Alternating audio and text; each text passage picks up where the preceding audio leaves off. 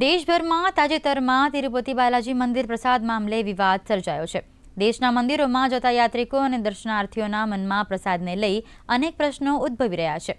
ત્યારે સોમનાથ મંદિરે કઈ રીતે પ્રસાદ વ્યવસ્થા થાય છે તે અંગે પત્રકારોની ટીમે મંદિર પ્રસાદ ગૃહની મુલાકાત લઈ યાત્રિકોને તે અંગેની જાણકારી આપવામાં આવી હતી।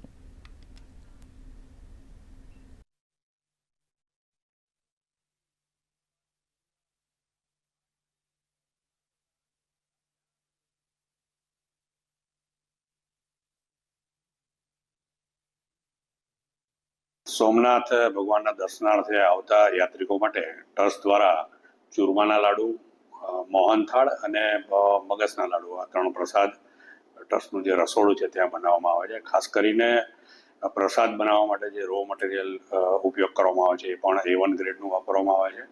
તેમજ જે ઘી છે શુદ્ધ અમૂલ કંપનીમાંથી સીધું જ અહીંયા મંગાવવામાં આવે છે। જે પણ પ્રસાદ તૈયાર કરવામાં આવે અને ફીફા પદ્ધતિથી એનું વિતરણ કરવામાં આવે છે અને ખાસ કરીને આરોગ્યપ્રદ પ્રસાદ લોકોને મળે એનું ટ્રસ્ટ દ્વારા વિશેષ ધ્યાન રાખવામાં આવે છે।